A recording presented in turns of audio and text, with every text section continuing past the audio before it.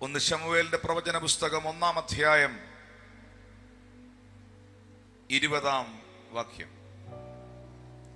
ഒന്ന് ശമൂവേൽ 1-ന്റെ-20-ാം വാക്യം. ഒരാണ്ട് കഴിഞ്ഞിട്ട്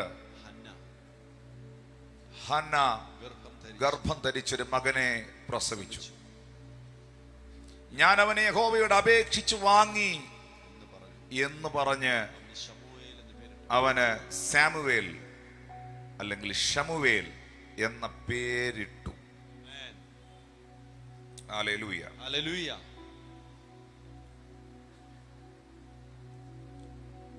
വേദപുസ്തകത്തിൽ ദൈവം ഹന്നായെ ഓർത്തു എന്ന വാക്ക് രേഖപ്പെടുത്തിയിട്ടുണ്ട്. വായിപ്പിക്കുന്നില്ല, നിങ്ങൾക്കറിയാം. ദൈവം പ്രാർത്ഥിച്ചവളെ ഓർത്തു. ദൈവം ആലയത്തിൽ സ്ഥിരമായി വന്നിരുന്ന് പ്രാർത്ഥിച്ചവളെ ഓർത്തു.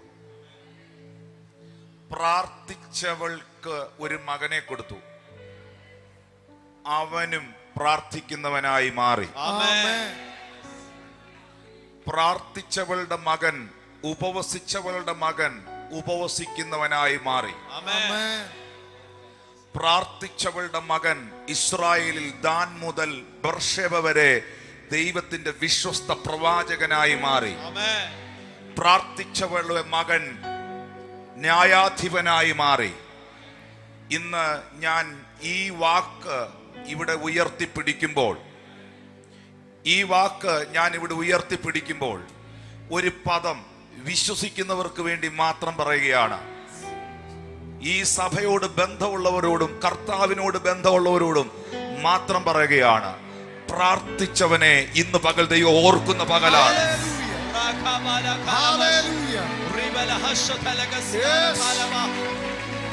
വ്യത്യസ്തമായ നിലകളിൽ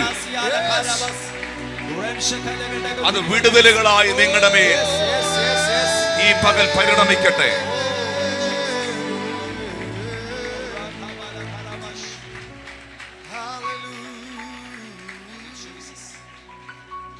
ഒത്തിരി എതിർപ്പുകളുടെ നടുവിൽ പ്രാർത്ഥിച്ച ഒരു വ്യക്തിയാണ് ഹന്ന. ഒത്തിരി നിന്ദകളുടെ ഇടയിൽ പ്രാർത്ഥിച്ച ഒരു വ്യക്തിയാണ് ഹന്ന.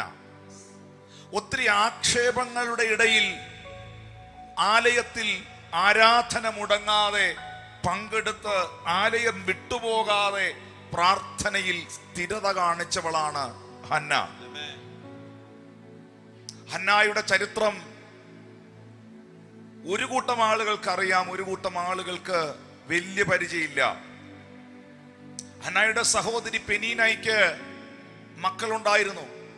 ബൈബിളിൽ 1 ശമൂവേൽ 1-ാം അധ്യായത്തിന്റെ 6-7 വാക്യങ്ങളിൽ പെനീന ഹന്നയെ വളരെ മുഷിപ്പിച്ചു എന്ന് ബൈബിൾ വ്യക്തമാക്കുന്നു. യഹോവ അവളുടെ ഗർഭം അടച്ചിരുന്നതിനാൽ 6-ാമത്തെ വാക്യത്തിൽ വ്യക്തമാക്കുന്നു, അവളുടെ പ്രതിയോഗി അവളെ വ്യസനിപ്പിപ്പാൻ തക്കവണ്ണം മുഷിപ്പിച്ചു. ഒരു നല്ല സാഹചര്യത്തിന്റെ നടുവിലല്ല ഹന്ന പ്രാർത്ഥിച്ചത്. പ്രോത്സാഹനങ്ങളുടെ ഇടയിലല്ല ഹന്ന പ്രാർത്ഥിച്ചത്. പ്രശംസിക്കുന്നവരുടെ ഇടയിലല്ല ഹന്ന പള്ളിയിൽ വന്നത്.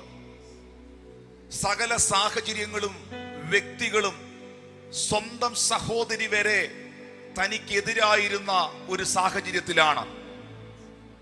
എന്നാൽ വേദപുസ്തകം പറയുന്നു, നേർന്നത് ഞാൻ നിവർത്തിക്കും എന്ന ഹന്നയുടെ തീരുമാനവും ദൈവത്തിന്റെ മുൻപിൽ ഫ്രീക്വന്റായി, റെഗുലറായി, കണ്ടിന്യൂ, ഇങ്ങനെ മുടക്കം വരാതുള്ള പ്രാർത്ഥനയിൽ, മലയാളത്തിൽ പച്ച മലയാളത്തിൽ പറഞ്ഞാൽ പതിവ് തെറ്റിക്കാത്ത പ്രാർത്ഥനയിൽ ഹന്ന ദൈവത്തിന്റെ സന്നിധിയിൽ ചേർന്ന് നിന്നതിനാൽ ഈ പരിഹാസങ്ങളുടെയും നിന്ദകളുടെയും ആക്ഷേപങ്ങളുടെയും നടുവിൽ സാഹചര്യങ്ങൾ മുഴുവൻ എതിരായി നിൽക്കുന്ന സമയത്ത് ഈ പ്രാർത്ഥനയ്ക്ക് ദൈവം മറുപടി തരുവാൻ പല കാരണങ്ങളുണ്ട്. അതിലേറ്റവും പ്രധാനപ്പെട്ട ഒരു കാരണം സാക്രിഫിഷ്യൽ പ്രെയർ ആണ്. ചിലർക്ക് വേണ്ടി സാമ്പത്തിക വഴി തുറക്കുവാൻ ചില കാരണങ്ങളുണ്ട്. അതിലൊരു കാരണം സാക്രിഫിഷ്യൽ ഓഫറിങ്ങുകളാണ്. അബ്രഹാം ദൈവത്തിന്റെ മുമ്പിൽ ഇസഹാക്കിനെ കൊടുക്കുമ്പോൾ അതൊരു സാക്രിഫിഷ്യൽ ഓഫറിംഗ് ആയിരുന്നു. ഹന്ന പ്രാർത്ഥിച്ചത് പ്രോത്സാഹിപ്പിക്കുന്നവരുടെ ഇടയിലല്ല, പരിഹസിക്കുന്നവരുടെ ഇടയിലാണ്, പുച്ഛിക്കുന്നവരുടെ ഇടയിലാണ്. എന്നാൽ പെനീന ഹന്നയെ പരിഹസിച്ചെങ്കിലും അപമാനിച്ചെങ്കിലും ഏലി പുരോഹിതൻ, ആലയത്തിന്റെ നടത്തിപ്പുകാരൻ ഉൾപ്പെടെയുള്ളവർ നീ മദ്യപിച്ചിട്ടാണ് പ്രാർത്ഥിക്കുന്നത്, നിന്റെ പ്രാർത്ഥന ശരിയല്ല എന്ന് വിളംബരം ചെയ്തപ്പോഴും പ്രാർത്ഥനയിലും ദൈവത്തോടുള്ള ബന്ധത്തിലും സ്ഥിരത കാണിച്ച, അതിൽ കണ്ടിന്യൂ ചെയ്ത, അല്ലെങ്കിൽ ആ പതിവ് തെറ്റിക്കാതെ ദൈവത്തിന്റെ സന്നിധിയിൽ ഏൽപ്പിച്ചു കൊടുത്ത ആ സഹോദരിയെ ഓർത്ത ദൈവം ഇന്ന് പകലിൽ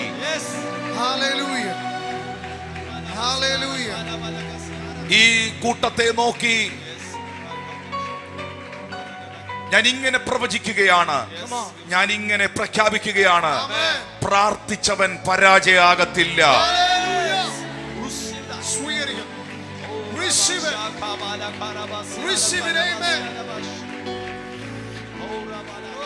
അത് കുറെ കൂടെ ആഴമായി പറയാം. ഒത്തിരി നിന്ദകളുടെ നടുവിൽ, പരിഹാസങ്ങളുടെ നടുവിൽ ടിനു പാസ്റ്റർ പറയുന്ന ഈ വാക്ക് എന്റെ വാക്കല്ല, അത് നിങ്ങൾക്ക് വേണ്ടി ദൈവം തരുന്ന വാക്കുകളാണ്. ഞാൻ വീണ്ടും പറയുന്നു, നിന്റെ മേളിൽ ഒരു നിന്ന വീണിട്ടുണ്ടോ, നീ രക്ഷപ്പെട്ടു എന്നതാണ് അതിന്റെ അർത്ഥം.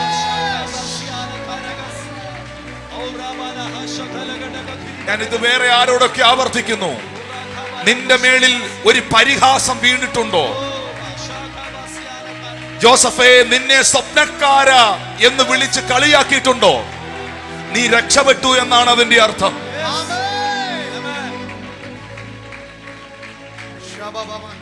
ഒരു ദൈവദാസൻ പരിഹസിക്കപ്പെടുമ്പോൾ യഥാർത്ഥമായി സത്യസന്ധനായ നീതിയും ന്യായവുമുള്ള ഒരു വ്യക്തിയെ തെറ്റിദ്ധരിപ്പിക്കുവാൻ സമൂഹം ശ്രമിക്കുമ്പോൾ, അവൻ ഒത്തിരി പേർ റോഷന്ന പാടുമ്പോൾ, ഒത്താശ പറയുമ്പോൾ, അവൻ കഴിഞ്ഞു, അവൻ അവസാനിച്ചു എന്ന് വിലയിരുത്തുമ്പോൾ, എന്റെ ചിന്ത കഴിഞ്ഞ 26 വർഷത്തെ ചെറിയ അനുഭവത്തിൽ ഞാൻ പറയാം, നിന്ന വീണിട്ടുണ്ടോ, മാന്യതയുടെ അങ്കി നിന്റെ മേളിൽ വീണിരിക്കും. അത് നീ ഒന്നും ചിന്തിക്കുന്ന തലത്തിലല്ല, നിനക്കൊന്നും ചിന്തിക്കാൻ പോലും കഴിയാത്ത തലത്തിൽ ദൈവം അത് ചെയ്തിരിക്കും.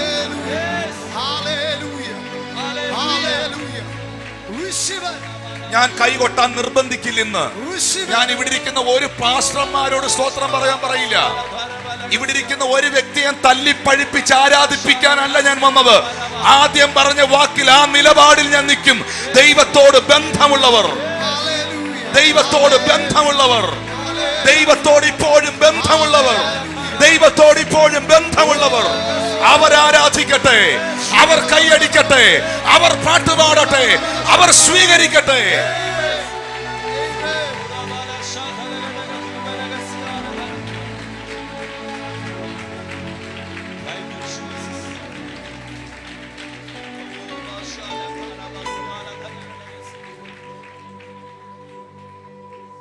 നിങ്ങൾക്കറിയോ,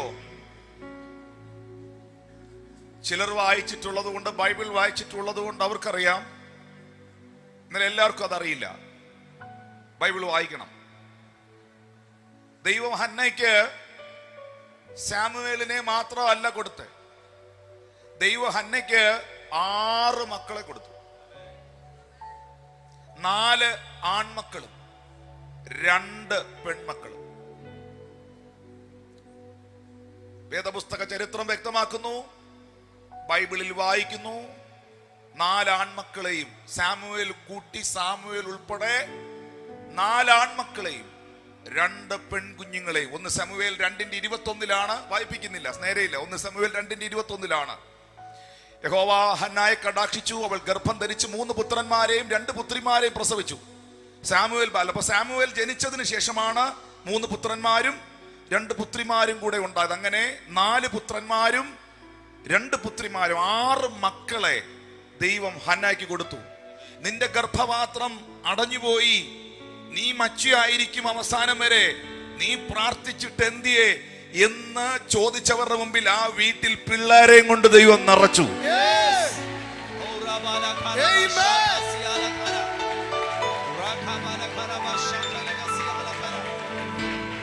നീ കുറേയും കൂടെ പരിഹസിച്ച്, നീ കുറേയും കൂടെ എതിർക്ക്, എന്നാലേ ഞാൻ രക്ഷപ്പെടുള്ളൂ.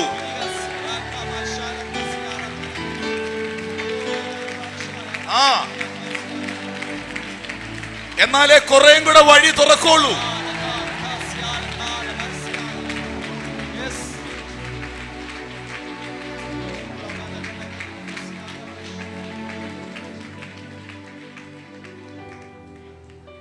ജോസഫ് പറയുന്നു, എന്റെ സഹോദരങ്ങൾ എനിക്ക് തിന്മയ്ക്കായി ചെയ്തു, പക്ഷേ അവർ തിന്മയ്ക്കായി ചെയ്തത് മുഴുവൻ എന്റെ ദൈവം എനിക്ക് നന്മയ്ക്കാക്കി തിരിച്ചു. ഈ ഞായറാഴ്ച ഈ മുൻപിലിരുന്ന് ഇത് വിശ്വസിച്ച് ഏറ്റെടുക്കുന്ന കൊച്ചു കുഞ്ഞുങ്ങൾ തുടങ്ങി ഏറ്റവും പുറകിലിരിക്കുന്ന ആളുകളോട് പറയാം, നിന്റെ ചരിത്രത്തെ തിരിക്കാൻ കഴിവുള്ള ഒരു ദൈവം ഇന്ന് പകൽ ഇതിന്റെ നടുവിൽ വന്നിട്ടുണ്ട്.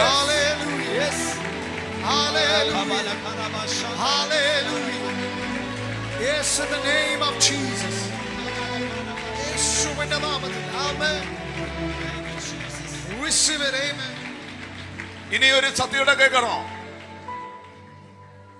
ഞാൻ പെനീന എന്ന് പറഞ്ഞാൽ നിങ്ങൾക്ക് ഇപ്പോഴത്തെ ഈ മെസ്സേജിന്റെ പോക്കിൽ അത്ര മനസ്സിലാകുകയില്ല. പരിഹാസിയുടെ മക്കൾ, പരിഹാസിയുടെ മക്കൾ, അവരുടെ പേര് ഈ പുസ്തകത്തിലുണ്ടോ? പെനീനയുടെ കൊച്ചുങ്ങളുടെ പേര് എനിക്ക് ഈ പുസ്തകത്തിൽ കാണിച്ചു തരാമോ?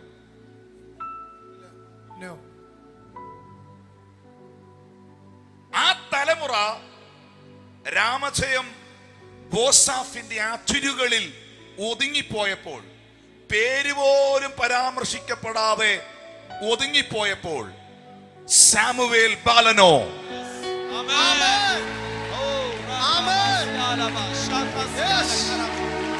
വളരും തോറും ദൈവത്തിന്റെയും മനുഷ്യന്റെയും ഫേവർ അവന്റെ മേലുണ്ടായി.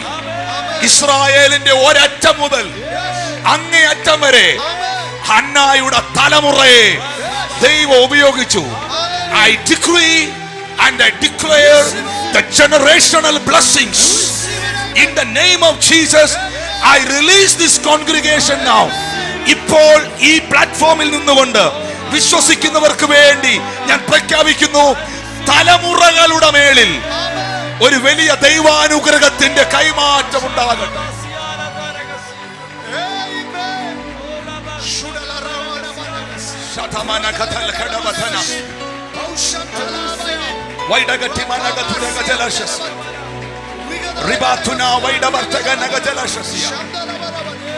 ഒതുക്കിക്കളയാൻ വാതുകെട്ടിയ സകല സാഹചര്യങ്ങളുടെയും സകല പരിഹാസികളുടെയും മുകളിൽ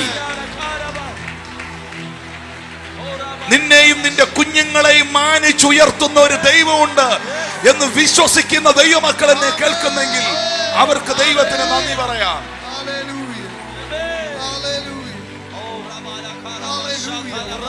ദൈവം പരിഹാസിയുടെ ദൈവമല്ല, ദൈവം ഹന്നമാരുടെ ദൈവമാണ്, ദൈവം പ്രാർത്ഥിക്കുന്നവരുടെ ദൈവമാണ്.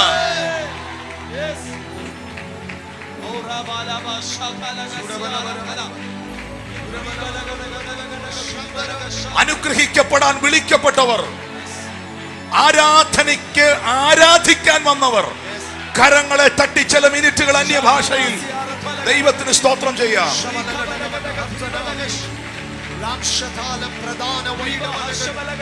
Father, in the name of Jesus, Rupokorobos Satalamaya Rabao Rikatata Papa Korobos Kakamamana Tuda Patilias Ripopopopos Namakatala Barosa Kata Ripokorobo Yolorobos Nikatala Managas.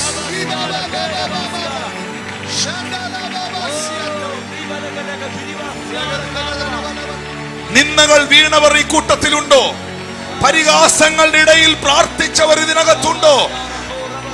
നിനക്കൊട്ടും യോഗ്യമല്ലാത്ത സാഹചര്യങ്ങളുടെ നടുവിലും ഒരാരാധന പോലും മുടക്കാതെ ദൈവത്തിന് വേണ്ടി നിലനിന്നവർ ഇതിനകത്തുണ്ടോ? നിന്റെ തലമുറകൾ മതിൽക്കെട്ടിനകത്ത് ഒതുങ്ങിപ്പോകുകയില്ല എന്ന് ആത്മാവ് നിന്നോട് പ്രവചിക്കുകയാണ്.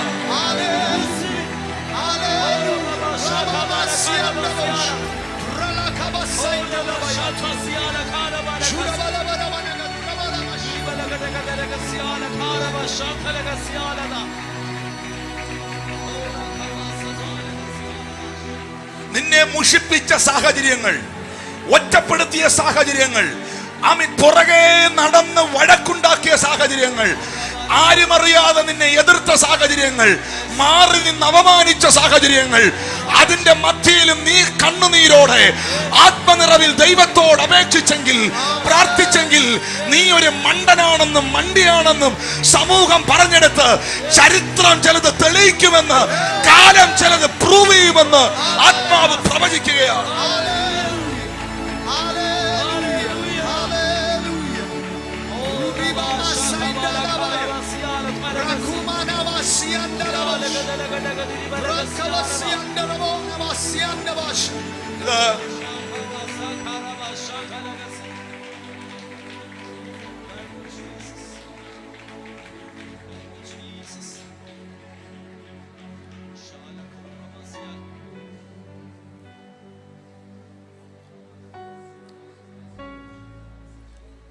തലമുറകളിലേക്ക് പകരപ്പെടുന്ന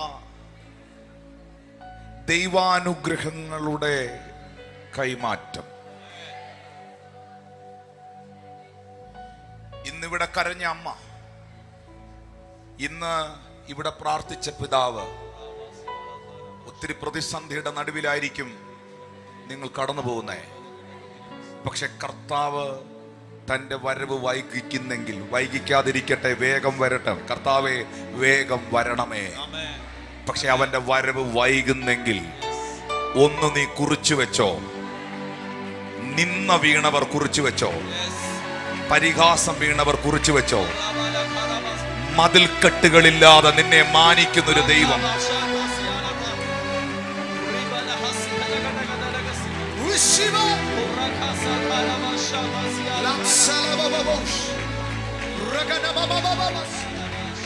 സ്വീകരിക്കുന്നു.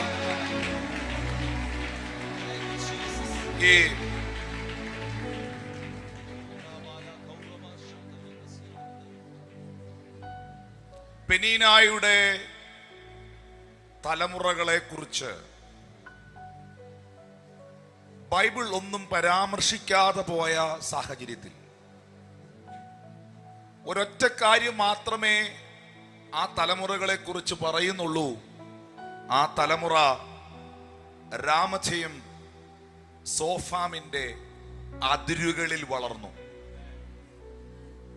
അതിരുകൾക്കകത്തും മതിൽക്കെട്ടുകൾക്കകത്തും ആ തലമുറ ഒതുങ്ങിയപ്പോൾ ഹന്നായുടെ മകൻ ദാൻ മുതൽ ബർഷേബ വരെ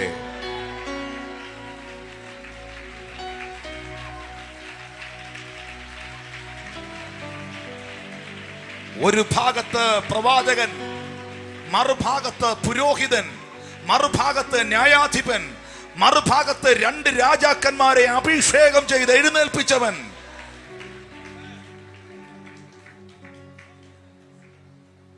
പരിശുദ്ധാത്മാവ് ലൈവിൽ കാണുന്ന എന്റെ പ്രിയമുള്ളവരോടും ഈ കൂട്ടായ്മയോടും കൂട്ടത്തോടും അറിയിക്കുന്നു, പ്രാർത്ഥനയുടെ മറുപടി ചെറുതാത്തില്ല.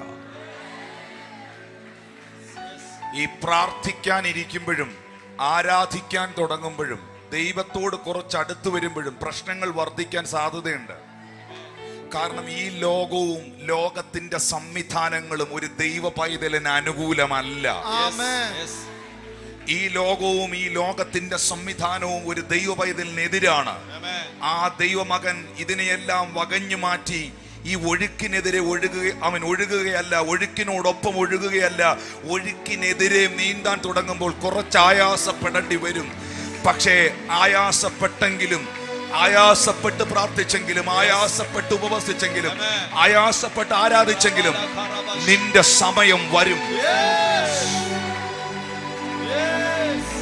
Your time has come. Yes.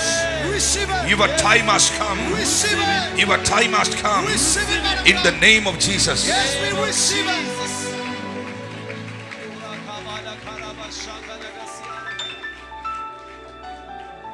ഞാൻ ഈ മകനെ ഹന്നയുടെ പ്രാർത്ഥനയുടെ മറുപടിയായി ലഭിച്ച 6 മക്കളിൽ ആദ്യജാതനായ സാമുവേലിനെ കുറിച്ച് കുറച്ച് കാര്യങ്ങൾ ഞാനിങ്ങനെ ബൈബിളിനകത്തുനിന്ന് അണ്ടർലൈൻ ചെയ്ത് വായിച്ച് വരച്ചെഴുതി വന്നപ്പോ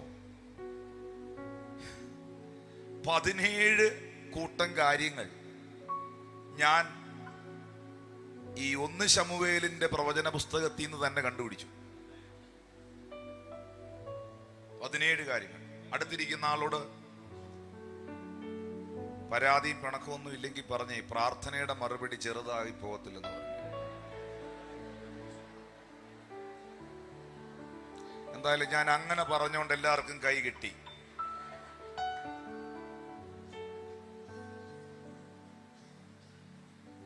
ഇപ്പുറത്തിരിക്കുന്ന ആളോടൊന്ന് പറഞ്ഞേ, പ്രാർത്ഥനയുടെ മറുപടി ചെറുതാകത്തില്ലെന്ന് പറഞ്ഞു. അതുകൊണ്ട് ആ വിഷമിച്ചിരിക്കുന്ന ചേച്ചിയോടൊന്ന് പറഞ്ഞേ, പ്രാർത്ഥനയുടെ മറുപടി ചെറുതാകത്തില്ല.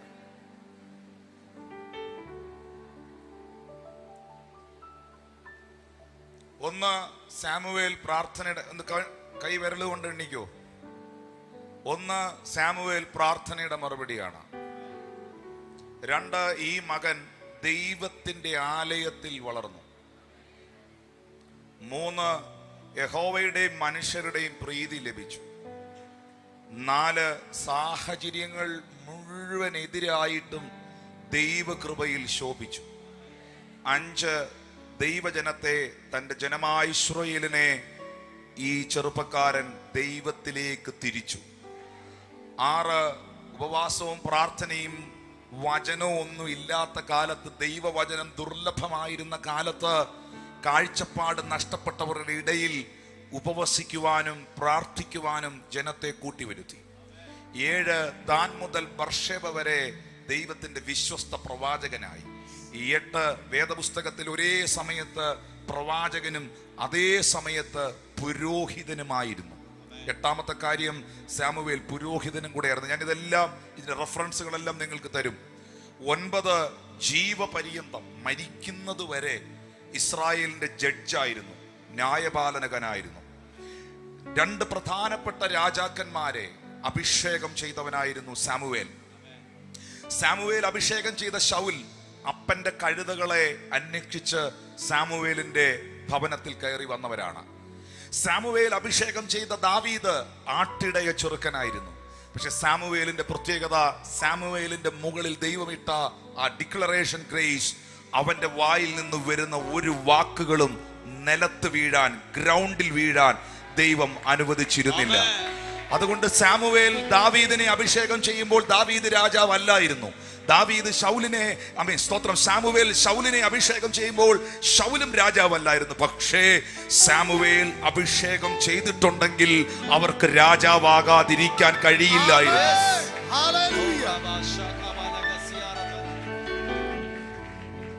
ദൈവവചനം കലർപ്പില്ലാതെ ആ കാലഘട്ടത്തിൽ പ്രസംഗിച്ച മനുഷ്യൻ. 12ാമതായി, അന്യായമായി പിടിച്ചു വാങ്ങാതെ ഒന്നും സമ്പാദിക്കാത്ത മനുഷ്യൻ. വേദപുസ്തകം 13ാമതായി, ബൈബിളിലെ 3 പുസ്തകങ്ങൾ, അതിപ്രധാനപ്പെട്ട 3 പുസ്തകങ്ങൾ ഈ ബൈബിളിൽ രചിച്ച മനുഷ്യൻ. ന്യായാധിപന്മാരുടെ പുസ്തകം എഴുതിയത് സാമുവേലാണ്. രൂത്തിന്റെ പുസ്തകം എഴുതിയത് സാമുവേലാണ്. 1 ശമൂവേലിന്റെ പ്രവചന പുസ്തകം എഴുതിയിരിക്കുന്നതും സാമുവേൽ തന്നെയാണ്. ബൈബിളിലെ 3 പുസ്തകങ്ങൾ രചിക്കുവാൻ ദൈവം ഈ ചെറുപ്പക്കാരനെ ഇടയാക്കി. 14 ഫെലിസ്ത്യരുടെ ആധിപത്യം ആ കാലഘട്ടത്തിൽ അവസാനിപ്പിച്ചു. 15 ഇതുപോലെ പ്രവചനാത്മാവിനെ പകരുന്ന, ഇമ്പാർട്ടേഷൻ ക്വിക്കായിട്ട് മൂവ് ചെയ്യുന്ന ഒരു ദൈവ മനുഷ്യൻ ബൈബിളിൽ പ്രവചന ശുശ്രൂഷയിൽ വേറെയില്ലായിരുന്നു. 16 മോശയ്ക്ക് ശേഷം ഇസ്രായേൽ ചരിത്രത്തിലെ ഏറ്റവും വലിയ നായകനായിരുന്നു സാമുവേൽ. 17 വാർദ്ധക്യം വരെ ജീവിക്കാൻ, വീണു പോകാതെ അവസാനം വരെ ദൈവകൃപയിൽ നിൽക്കാൻ ദൈവം സഹായിച്ച മനുഷ്യനാണ് സാമുവേൽ, പ്രാർത്ഥനയുടെ മറുപടി ചെറുതാകത്തില്ല.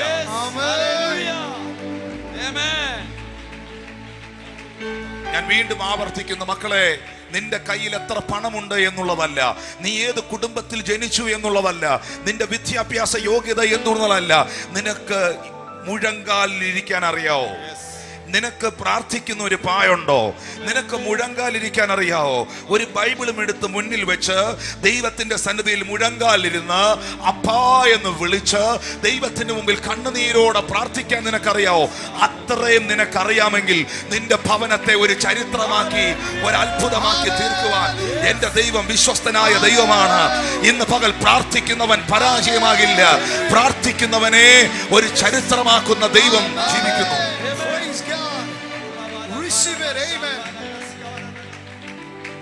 ഈ സാമുവേൽ പ്രധാനപ്പെട്ട വിഷയത്തിലേക്ക് വരികയാണ്. സാമുവേൽ പ്രാർത്ഥനയുടെ മറുപടിയാണ്. പ്രാർത്ഥനയുടെ മറുപടി ഹന്നയുടെ കയ്യിൽ ഇരിക്കുമ്പോ ഹന്ന പറയുന്നുണ്ട് ഏലിയോട്, യജമാനൻ എന്നെ അറിയോ? ഞാനാണ് ഈ ആലയത്തിൽ വർഷങ്ങളായി പ്രാർത്ഥനയിൽ സ്ഥിരത കാണിച്ചത്. ആ വാക്ക് നമുക്കൊന്ന് ചിന്തിക്കേണ്ട വാക്കാണ്. യജമാനൻ എന്നെ ഓർക്കുന്നുണ്ടോ?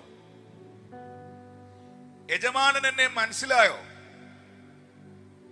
ഞാനാണ് ഈ സഭയുടെ സെക്രട്ടറി ആണോ? അങ്ങനാണോ? യജമാനൻ എന്നെ മനസ്സിലായോ? ഞാനാണ് ഇവിടുത്തെ ലീഡർ ആണോ? യജമാനൻ എന്നെ മനസ്സിലായോ? ഞാനാണ് ഇവിടുത്തെ പാസ്റ്റർ അല്ലെങ്കിൽ പാസ്റ്റർ ഭാര്യ, അങ്ങനാണോ? ഞാനാണ് ഇവിടെ പ്രാർത്ഥിക്കാൻ വന്നിരുന്നവൾ. എന്നെ ഓർക്കുന്നുണ്ടോ? അതിനൊരു പ്രത്യേകതയുണ്ട്. സെക്രട്ടറിയെ മറന്നാലും പ്രാർത്ഥിച്ചവനെ മറക്കുകയല്ല.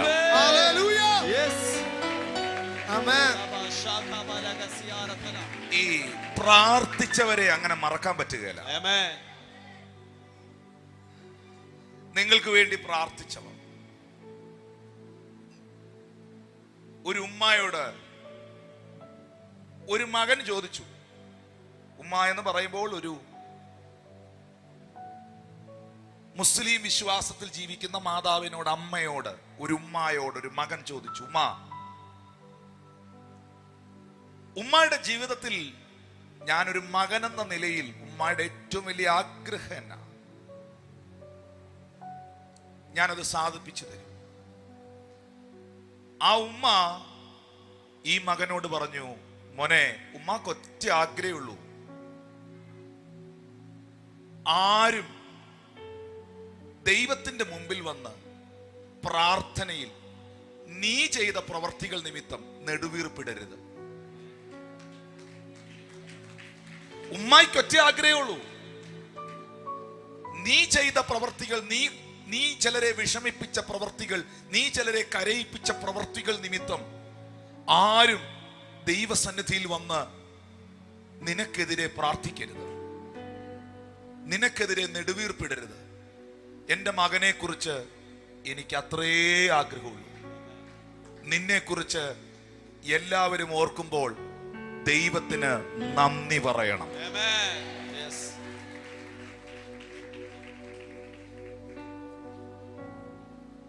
ഹല്ലേലൂയ.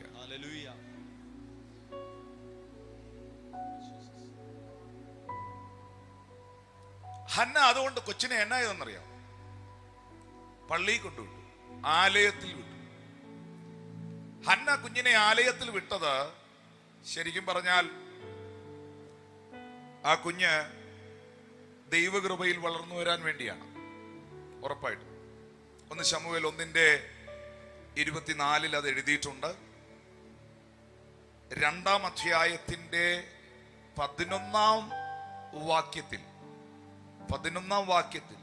എഴുതിയിട്ടുണ്ട്, ബാലൻ ഏലി പുരോഹിതന്റെ മുൻപിൽ യഹോവയ്ക്ക് ശുശ്രൂഷ ചെയ്തു എന്ന്.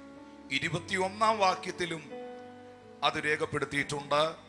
യഹോവ അന്നെ കടാക്ഷിച്ചു, അവൾ ഗർഭം ധരിച്ച് 3 പുത്രന്മാരെ 2 പുത്രിമാരെ പ്രസവിച്ചു. സാമുവേൽ ബാലനോ പ്രസൻസ് ഓഫ് ഗോഡിൽ, പറഞ്ഞ പ്രസൻസ് ഓഫ് ഗോഡ്. സാമുവേൽ ബാലൻ ദൈവ സാന്നിധ്യത്തിൽ, ദൈവ സന്നിധിയിൽ വളർന്നു വന്നു. നിങ്ങളുടെ മക്കളെ രണ്ട് നിലയിൽ നിങ്ങൾക്ക് വളർത്താം. ഒന്ന്, ഈ ലോകത്തിന്റെ ഒഴുക്കിൽ, ഈ ലോകത്തിന്റെ ഫ്ലോയിൽ, ഈ ലോകത്തിന്റെ വഴികളിൽ നിങ്ങൾക്ക് നിങ്ങളുടെ മക്കളെ വളർത്താം. രണ്ട്, നിങ്ങൾക്ക് നിങ്ങളുടെ മക്കളെ ദൈവസന്നിധിയിൽ വളർത്താം. പക്ഷെ ഈ രണ്ട് വളർച്ചയും രണ്ട് തരത്തിലായിരിക്കും. ഹല്ലേലൂയ. ഹന്ന ഈ കുഞ്ഞിനെ ദേവാലയത്തിൽ കൊണ്ടുവിട്ടതിന്റെ പിറകിൽ ആ അമ്മയ്ക്ക് വലിയൊരു ബോധ്യം ഉണ്ടായിരുന്നു. യഹോവയുടെ പുരോഹിതനായ ഏലിക്കും ആലയത്തിനകത്തും എൻ്റെ കുഞ്ഞ് എന്തെങ്കിലും ഒരു ശുശ്രൂഷ ചെയ്തിട്ടുണ്ടെങ്കിൽ, നമ്മുടെ ഭാഷയിൽ പറഞ്ഞാൽ ഒരു കസേരയെങ്കിലും എൻ്റെ കുഞ്ഞ് പിടിച്ചിട്ടുണ്ടെങ്കിൽ, ഏലി പുരോഹിതന് ഒരു നേരത്തെ ഭക്ഷണം എടുത്ത് കൊടുത്തിട്ടുണ്ടെങ്കിൽ, എൻ്റെ കുഞ്ഞിനെ ദൈവം അനുഗ്രഹിക്കും എന്ന ബോധ്യം ആ അമ്മയുടെ ഉള്ളത്തിലുണ്ടായിരുന്നു. ഹല്ലേലൂയ. എൻ്റെ കുഞ്ഞ് ദൈവസന്നിധിയിൽ നിന്നാൽ, അവൻ പ്രാർത്ഥിച്ചാൽ, അവനെ കുറെ കൂടെ ആത്മീയ കാര്യത്തിൽ എൻകറേജ് ചെയ്താൽ അതവന്റെ ഭാവിക്ക് നല്ലതായിരിക്കും എന്ന ബോധ്യം പ്രാർത്ഥിക്കുന്ന അമ്മമാരുടെയും പ്രാർത്ഥിക്കുന്ന അപ്പന്മാരുടെയും ഹൃദയത്തിലേ വരത്തുള്ളൂ.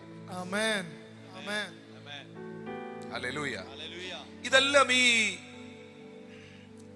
പ്രാർത്ഥനയിൽ നിന്നും ദൈവത്തോടുള്ള ബന്ധത്തിൽ നിന്നും അകലം പാലിക്കുമ്പോൾ നമുക്കെല്ലാത്തിനോടും വിരക്തി തോന്നും, പ്രത്യേകിച്ച് ആത്മീയ കാര്യത്തോട്.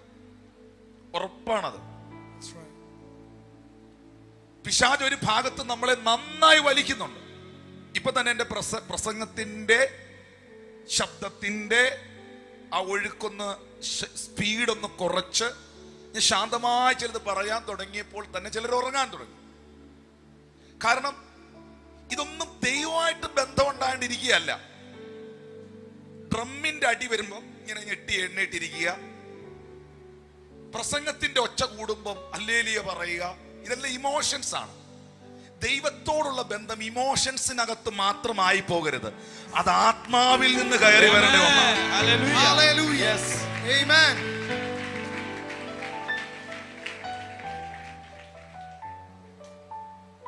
പാസ്റ്റർ കരയുമ്പം കൂടെ കരയുക, പുറകിൽ കീബോർഡ് അതിനൊത്തു പിടിക്കുമ്പോൾ കരയുക, ഇതെല്ലാം ഇമോഷൻസ് ആണ്. നല്ലതാണ്. ഇമോഷൻസ് ദൈവത്തിന്റെ സാന്നിധ്യത്തോട് നമ്മെ കണക്ട് ചെയ്യുന്നതിന് കാരണമാണ്. കേവല ഇമോഷൻസിനകത്ത് മാത്രമായി പോകരുത്. നിങ്ങളും കരയുന്നുണ്ട്, സീരിയല് കാണുന്ന അമ്മച്ചിയും തലയെ തോർത്തിട്ട് കരയുന്നുണ്ട്. എന്തിനാ കരയുന്നതെന്ന് ചോദിച്ചാൽ അമ്മച്ചിക്കും അറിഞ്ഞൂടാ, ഇവിടെ ഇരിക്കുന്ന അമ്മാമ്മയ്ക്കും അറിഞ്ഞൂടാ, രണ്ടും കരയുന്നുണ്ട്. ഇമോഷൻസ് ആണ്. മരുമകൾ അമ്മായിയമ്മയുടെ അടുക്കൽ സംസാരിക്കുമ്പോൾ അമ്മായിയമ്മ എന്തൊക്കെയോ പറയുന്നു, മരുമകളെ തല്ലാൻ വരുമ്പോൾ കൊച്ചൊരു ടിവിയുടെ മുമ്പിൽ ഇരുന്ന് അമ്മ കരയുകയാണ്. ഇമോഷനാണ്. ഒരാൾക്കൊരു പ്രയാസം വരുന്നത് കേൾക്കുമ്പോൾ ഇമോഷൻസ് ആണ്. ദൈവത്തിന്റെ മുൻപിലും കേവലം ഈ ആരാധനയും കയ്യടിയും പ്രാർത്ഥനയും ഒരു ഇമോഷൻസിന്റെ മേളിലായി പോകരുത്. പുറത്തോട്ടിറങ്ങും നിങ്ങൾ ഇവിടുന്ന്, അപ്പൊ കീബോർഡ് കാണില്ല, ഈ പ്രസംഗവും കേൾക്കില്ല, ആരും നിങ്ങളെ ഇങ്ങനെ പ്രാർത്ഥിക്കാനും പറഞ്ഞു തരാനും ഒന്നും കൂടെ കാണും. നിങ്ങൾ തനിച്ചാവും. ഒറ്റയ്ക്ക് റോഡിലൂടെ നടക്കേണ്ടി വരും, ഒറ്റയ്ക്ക് ബെഡ്റൂമിലിരിക്കും, ഒറ്റയ്ക്ക് ഫോണുമായിട്ടിരിക്കും. ആ സമയത്തും നീ കൃപയിൽ നിൽക്കണമെങ്കിൽ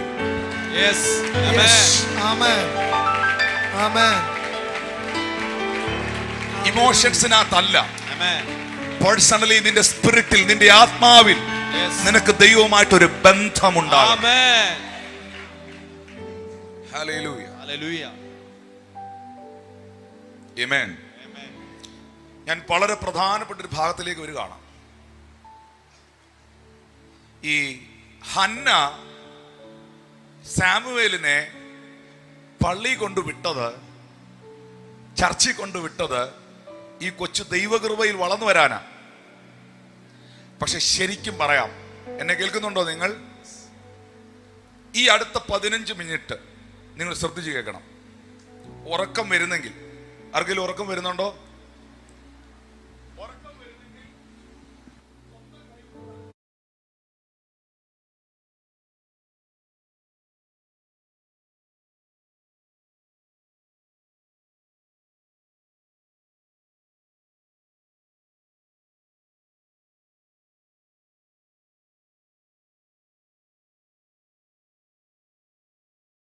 ബ്രദറെ, ജിജി പാസ്റ്ററെ, ഇമ്മാനുവേൽ ബ്രദറെ, സിജോ പാസ്റ്ററെ,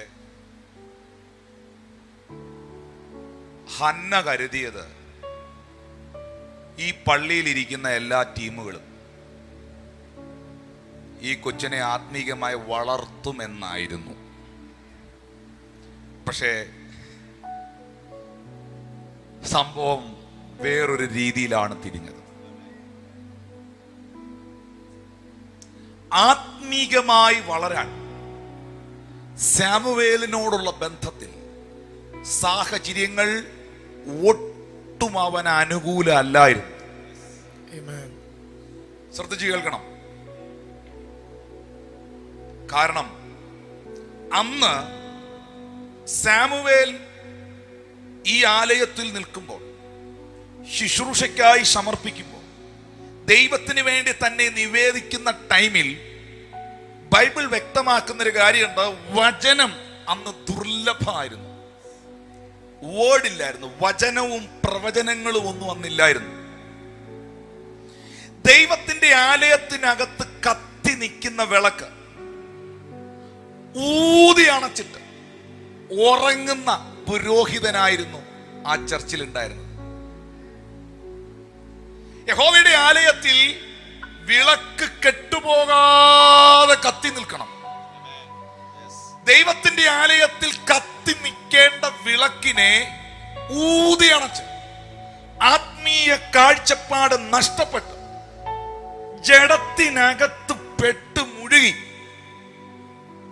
ദൈവഭയം ഇല്ലാതെയായി ദൈവാലയത്തിൽ കത്തുന്ന വിളക്ക് ഊതി അണച്ചിട്ട് കിടന്നുറങ്ങുന്ന പുരോഹിതൻ.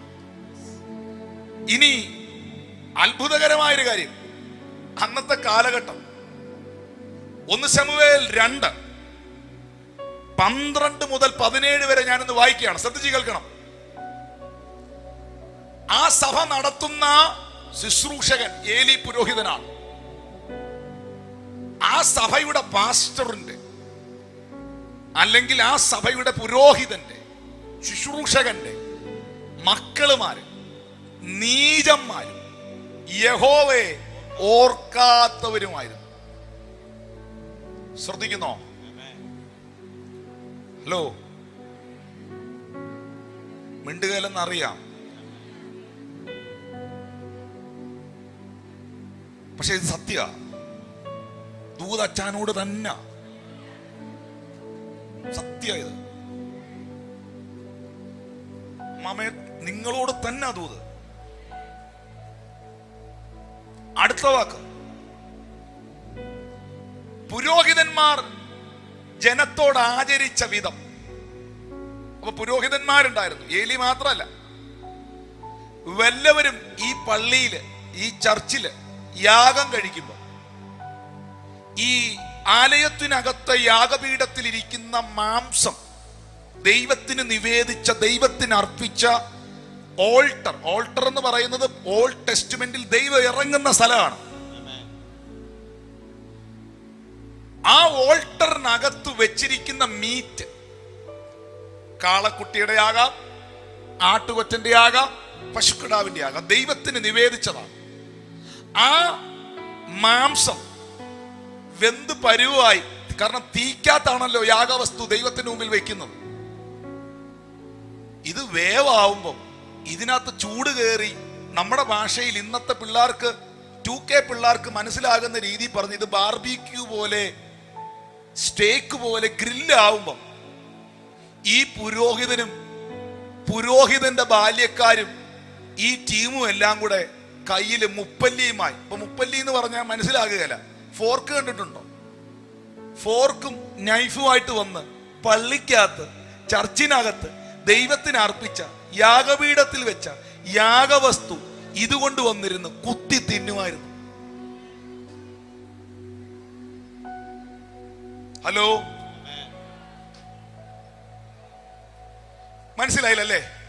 ഇവർക്കൊക്കെ മനസ്സിലാകാൻ ഞാൻ നിങ്ങൾക്ക് മനസ്സിലായി. സ്വോത്രകാഴ്ച എടുത്തോണ്ട് പോയി പാസ്റ്ററും പാസ്റ്റർ പിള്ളേരുടെ കള്ളു കുടിക്കുമായിരുന്നു. ഇപ്പൊ മനസ്സിലായോ?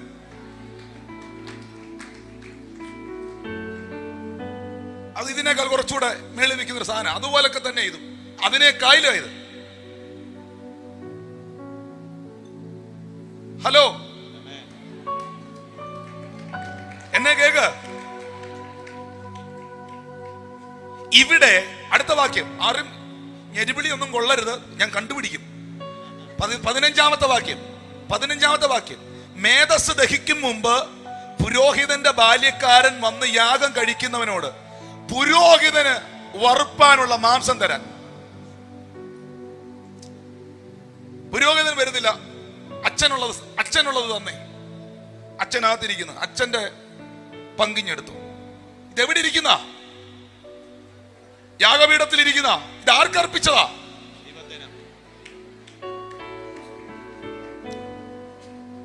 പച്ചമാംസം അല്ലാതെ അവർ വാങ്ങിക്കുകയില്ലെന്ന് പറയും. വേവിച്ചതല്ലാതെ അവർ വാങ്ങിക്കുകയില്ല എന്ന് പറയും. അടുത്ത വാക്യം, 16-ാം വാക്യം. മേധസ് ദഹിപ്പിച്ച് കഴിയട്ടെ, അതിന്റെ ശേഷം ആഗ്രഹിക്കുന്നിടത്തോളം എടുത്തുകൊള്ളുക എന്ന് അവനോട് പറഞ്ഞാൽ അവൻ അവനോട് അല്ലല്ല, ഇപ്പൊ തന്നെ തരണം, ഇന്ന് രാത്രി ഒരു വിടുതൽ ഇപ്പൊ വേണം, ഇപ്പൊ തന്നെ വേണം.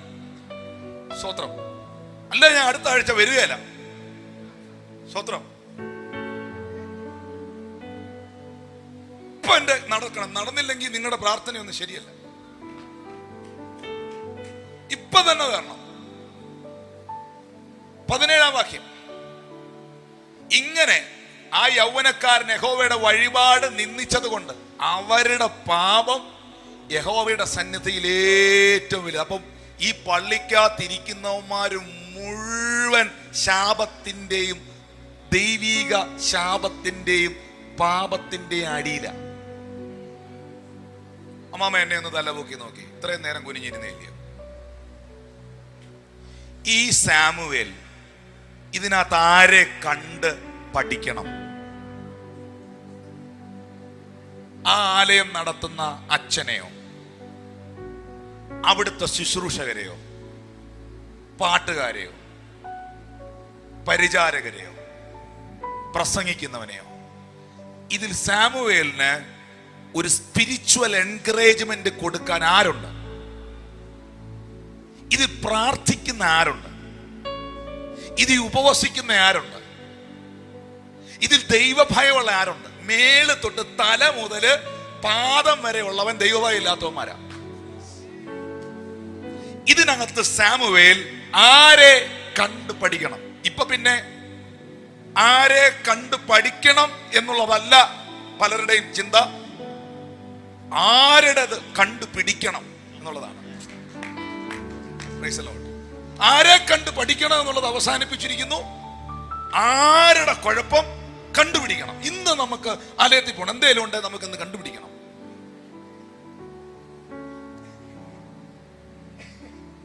കണ്ടുപിടിക്കണം എന്നുള്ളത് മാറ്റി ഇപ്പൊ കണ്ടുപിടിക്കാൻ നടക്കുക. ഞാനെന്താ പറഞ്ഞ, കൈ പൊക്കരുത്, എനിക്ക് എന്തെങ്കിലും തോന്നും, പിന്നെ നിങ്ങളാന്ന് വല്ലതും തോന്നിയ പിന്നെ ആകെ പ്രശ്നമാവും. അതുകൊണ്ട് ചിരിച്ച് വളരെ പ്രസന്നതയോടെ അങ്ങനെ ഇരിക്കുന്നതായിരിക്കും ഏറ്റവും നല്ലത്.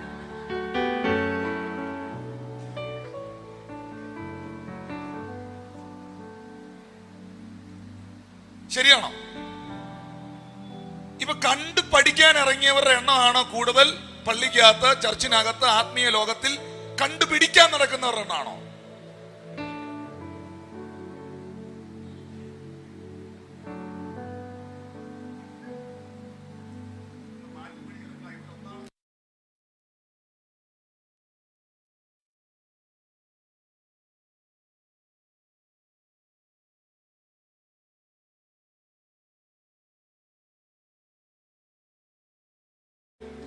നിങ്ങൾക്ക് ഈ ചോദ്യം ഉണ്ടോ? ലൈവിൽ കാണുന്നവരെ ഞാൻ വളരെ സിൻസിയറായിട്ട് നിന്ന് സംസാരിക്കുകയാണ്. ഈ ശരിക്കും ഇന്നത്തെ സമൂഹം പിശാചി ചെയ്ത ഏറ്റവും വലിയൊരു ചതിയാണോ? പ്രാർത്ഥിക്കുന്നവനെയും ഉപവസിക്കുന്നവനെയും യഥാർത്ഥമായി കർത്താവിന് വേണ്ടി നിൽക്കുന്നവനെ എല്ലാം അങ്ങ് തെറ്റിദ്ധരിപ്പിക്കും. ഇടുന്നുണ്ടോ? കുഴപ്പമുണ്ട്, പ്രശ്നമില്ലെന്ന് ഞാൻ പറയുന്നില്ല, കുഴപ്പമുണ്ട്, പലയിടത്തും ഉണ്ട്. പക്ഷേ ഇതിന്റെ ഇടയ്ക്ക് അതല്ലാത്തവരെ തെറ്റിദ്ധരിപ്പിക്കും.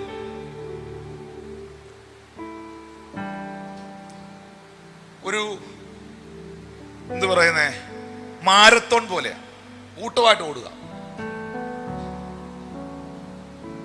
നിങ്ങൾക്ക് ഇങ്ങനെ ആർക്കെങ്കിലും പ്രശ്നമുണ്ടോ സ്പിരിച്വലി? ഞാനിത് നിങ്ങളെ കൗൺസിൽ ചെയ്യാണെന്ന്.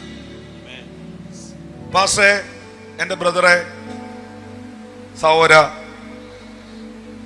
എനിക്ക് ആത്മീയമായി വളരാനുള്ള ഒരു സാഹചര്യമല്ല ഇപ്പൊ എൻ്റെ ചുറ്റും.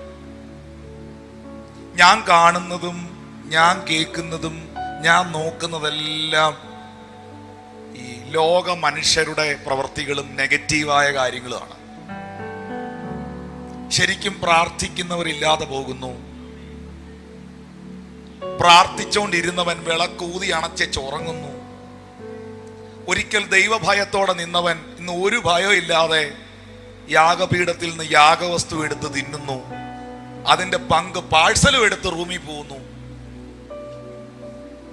ഈ ഒരു കമ്മ്യൂണിറ്റിയിൽ, ഈ ഒരു സമൂഹത്തിൽ ഞാൻ എന്നാ ചെയ്യേണ്ടേ? ഇത് ഒരുപാട് പേരുടെ ചോദ്യമാണ്. നിങ്ങൾക്കില്ലെങ്കിലും നിങ്ങള്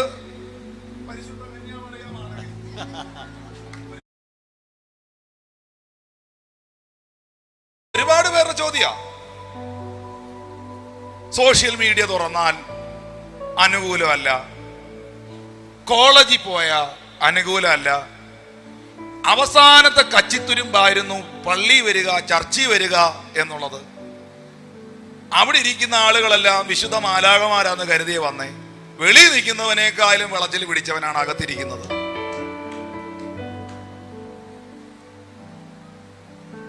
ഹലോ, എന്താ പിണങ്ങിയോ?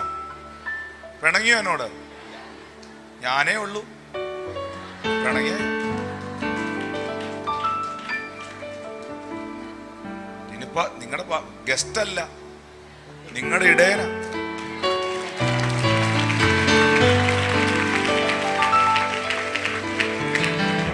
അല്ല, ഗസ്റ്റിന് ഇത് പറഞ്ഞിട്ട് തന്നെ ചെയ്യാനാ?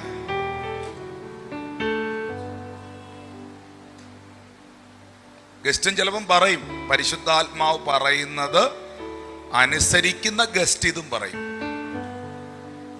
അല്ലാത്ത ഗസ്റ്റ് യോഗം കഴിയുമ്പോൾ ചോദിക്കും, മീറ്റിംഗ് ഉണ്ടായിരുന്നു, ഓ പവർ. എന്തുവായിരുന്നു പവർ? അത് പവർ ആയിരുന്നു. എന്തുവാന്ന് എനിക്ക് അറിഞ്ഞൂടാ, ഭയങ്കര പവർ ആയിരുന്നു.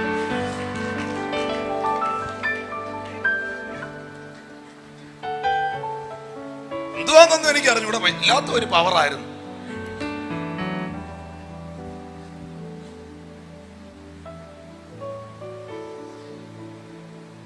കണ്ടുപിടിക്കാൻ നടക്കരുത്.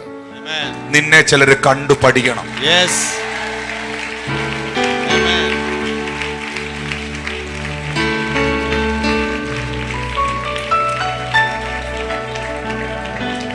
ബ്രദറെ ഒന്ന് നോക്കിയേ, ഈ സാമുവേലിനെ അമ്മ കൊണ്ട് പള്ളിയിലാക്കി വെച്ച് പോയേക്കുക. ഇവിടെ ആരെ കണ്ടുപിടിക്കും ഈ മനുഷ്യൻ? ഈ ഞാൻ പ്രാർത്ഥിക്കാൻ, എനിക്ക് പ്രാർത്ഥിക്കുന്നത് ഭയങ്കര ഇഷ്ടമുള്ള ആളാണ്. ഇന്ന് രാവിലെ ഒരു 2 മണി 2:30 മണി മുതൽ 7:30 മണി ഒരു ഒറ്റ ഇരിപ്പ് ഞാൻ പ്രാർത്ഥിക്കാൻ. ഇതൊന്നും അല്ലായിരുന്നു. ഇതിന് മുകളിൽ ഉപവസിക്കുകയും പ്രാർത്ഥിക്കുകയും ചെയ്യും. ഇഷ്ടമുള്ള ആളാണ്. അതിങ്ങനെ പോകും പ്രാർത്ഥനയിൽ. ഇങ്ങനെ എൻ്റെ അപ്പായോട് ഇങ്ങനെ ഇരിക്കും. എനിക്കതിൽ വലിയ സന്തോഷമുള്ള ആളാണ്. ഞാനതിൽ ആളുകളെ എൻകറേജ് ചെയ്യുകയും ചെയ്യും. ഇതിനൊരു കാരണമുണ്ട്. എന്നെ വിശ്വാസത്തിലേക്ക് നയിച്ച ദൈവദാസന്മാർ മിക്കവരും പ്രാർത്ഥനയ്ക്ക് ഭയങ്കര ഇമ്പോർട്ടൻസ് കൊടുക്കുന്നവരായിരുന്നു.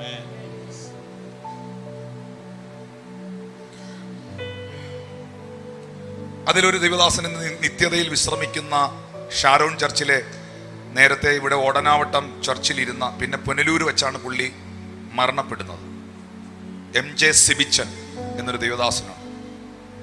ആ കർത്താവിൻ്റെ ദാസൻ്റെയൊക്കെ കൂടെ അദ്ദേഹത്തിൻ്റെ പാഴ്സനേജിൻ്റെ ടെറസിൻ്റെ മുകളിലൊക്കെ വൈകിട്ട് ഞങ്ങളൊരു 6 മണിക്കൊരു പായിട്ടിരുന്ന് പ്രാർത്ഥിക്കാൻ തുടങ്ങിയാൽ അത് വെളുപ്പിനെ 3 മണി വരെയൊക്കെ പോകുമായിരുന്നു. കീബോർഡ് ഇല്ല, ഡ്രം ഇല്ല, ഫ്ലൂട്ട് ഇല്ല, വർഷിപ്പ് ടീം ഇല്ല. പ്രാർത്ഥിക്കുക. ഈ പ്രാർത്ഥിക്കാൻ ഇരിക്കുന്നവർക്ക്, ഈ പ്രാർത്ഥനയുടെ വരവുള്ളവർക്ക്, വരവെന്നല്ല, അതിനൊരു മനസ്സാണ്. ദൈവത്തോട് സംസാരിക്കുന്നതിലുള്ള സന്തോഷമാണ്. അത് ദൈവത്താൽ ലഭിച്ചവർക്ക് ഇങ്ങനെ സബ്ജക്റ്റുകൾ വന്നുകൊണ്ടേയിരിക്കും പ്രാർത്ഥിക്കാൻ. ഓരോ മേഖലകളും ദൈവം വെളിപ്പെടുത്തി കൊടുത്തോണ്ടേയിരിക്കും. ഇന്ന് രാവിലെയും ദൈവസന്നിധിയിൽ നിന്ന് പറയുന്നു, ഇന്ന് രാവിലെയും ഈ ആലയത്തിൽ കൂടി വരുന്നവരെ ഓർത്തും, എൻ്റെ ഒപ്പം ശുശ്രൂഷിക്കുന്നവരെ ഓർത്തും, എൻ്റെ ഒപ്പം കർത്താവിൻ്റെ വേല ചെയ്യുന്നവരെ ഓർത്തും, കഴിഞ്ഞ നാളുകളിൽ ഞാൻ കണ്ടുമുട്ടിയവരെ ഓർത്തും, ഈ സഭയിൽ രോഗികളായി കിടക്കുന്നവരെ ഓർത്തുമൊക്കെ ഇന്ന് രാവിലെയും പ്രാർത്ഥിപ്പാൻ ദൈവം കൃപ ചെയ്തു. അതാരെയും കാണിക്കേണ്ട കാര്യം എനിക്കില്ല, അത് ലൈവ് ഇടേണ്ട കാര്യമില്ല. പക്ഷെ അതൊരു സത്യം, അതൊരു സത്യം. സ്റ്റേജിൽ നിൽക്കുന്ന ടിനു പാസ്റ്ററെ നിങ്ങൾ കണ്ടിട്ടുള്ളൂ. വണ്ടി വന്നിറങ്ങുന്ന ആളിനെയും സ്റ്റേജിൽ വന്ന് ശുശ്രൂഷിക്കുന്ന, ഈ ദൈവത്തിന്റെ മുമ്പിൽ നെടുമ്പാട് കിടക്കുന്ന ഒരാളിനെ നിങ്ങൾ കണ്ടിട്ടില്ല. അങ്ങനൊരു മനുഷ്യൻ ഉള്ളത് കൊണ്ടാണ് ഇങ്ങനൊരു മനുഷ്യനായി ഇവിടെ നിൽക്കുന്നത്.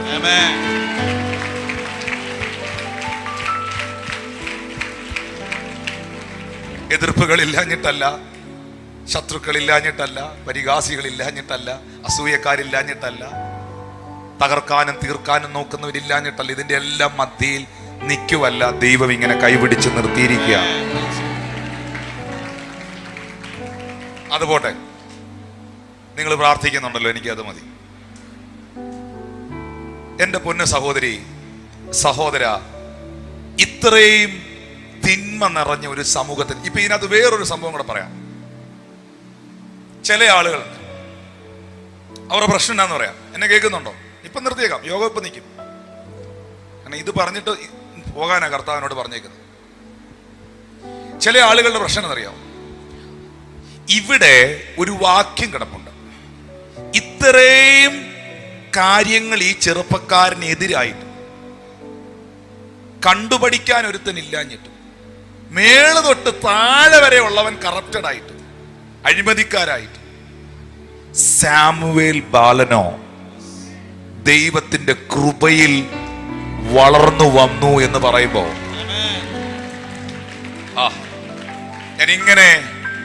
ഞാൻ ഇങ്ങനെ ഒരു വാക്ക് നിങ്ങളോട് പറയുന്നു.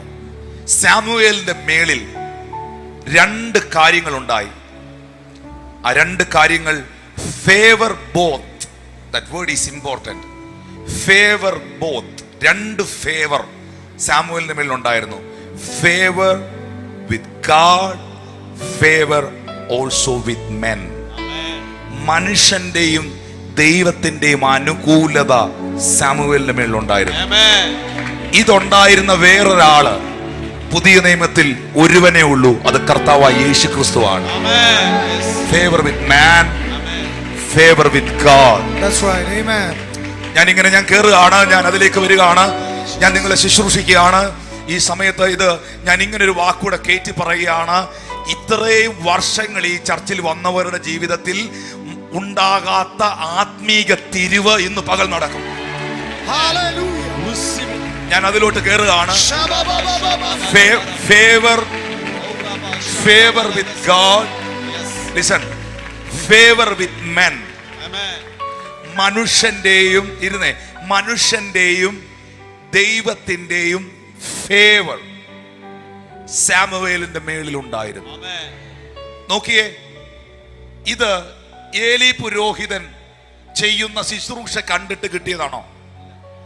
ഏലിയുടെ മക്കള് ആത്മാവി നിറയുന്ന കണ്ടിട്ട് കിട്ടിയതാണോ? ഈ ആലയത്തിലെ ബാല്യക്കാരോ ഇവരുടെ ആരെയെങ്കിലും നോക്കിയാണോ?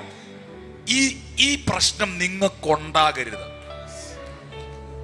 നമ്മുടെ പ്രശ്നം അവനെ ഇവനെ നോക്കുന്നതാണ്. നമ്മുടെ പ്രശ്നം അവളെ ഇവനെ നോക്കുന്നതാണ്. നിന്റെ കണ്ണ് വിശ്വാസത്തിന്റെ നായകനും പൂർത്തീകരിക്കുന്നവനുമാകുന്ന ക്രിസ്തുവിൽ ഉറപ്പിക്കണം. വെളിപ്പാട് പുസ്തകത്തിൽ പറയുന്നു, അനീതി ചെയ്യുന്നവൻ ഇനിയും അനീതി ചെയ്യട്ടെ, അഴുക്കുള്ളവൻ ഇനിയും അഴുക്കാകട്ടെ, അശുദ്ധിയിൽ നിൽക്കുന്നവൻ അതിൽ തുടരട്ടെ.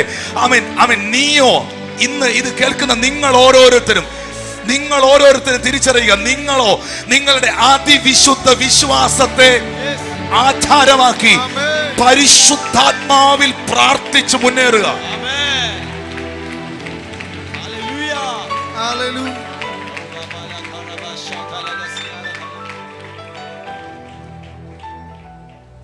ഞാൻ ആ വാക്കൊന്നുകൂടെ പറയുന്നു.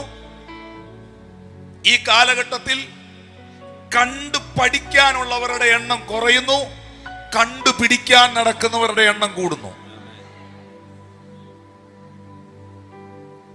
ഇമ്മാനുവേൽ ബ്രദറും ടിബിനും വേദിയിൽ കയറുമ്പോൾ, ഇവിടെ അല്ല, ഈ കൂട്ടത്തിലല്ല, ഞാനൊരു ഉദാഹരണം പറഞ്ഞു. ഇവിടെ ഉള്ളവർ അങ്ങനല്ല, എനിക്കറിയാം. ഇവിടെ ഉള്ളവർ അങ്ങനല്ല, എനിക്കറിയാം. ഈ ദൈവദാസന്മാർ സ്റ്റേജിൽ കയറുമ്പോ താഴെ വന്നിരിക്കുന്നവൻ, കസേര വന്നിരിക്കുന്നവൻ, അവൻ ഇട്ടിരിക്കുന്ന ഉടുപ്പ് എന്താണ്, പുള്ളി എന്താ എന്ന് കറുപ്പിട്ടത്, അവൻ ഇച്ചിരി മീശയുണ്ടല്ലോ, ബന്ദിക്കോസല്ലേ,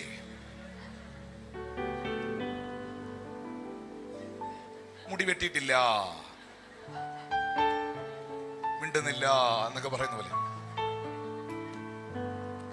കണ്ടുപിടുത്തം. നമുക്ക് പറ്റിയ അബദ്ധം എന്നാന്ന് പറയട്ടെ, നമുക്ക് പറ്റിയൊരു അബദ്ധം പറഞ്ഞോട്ടെ.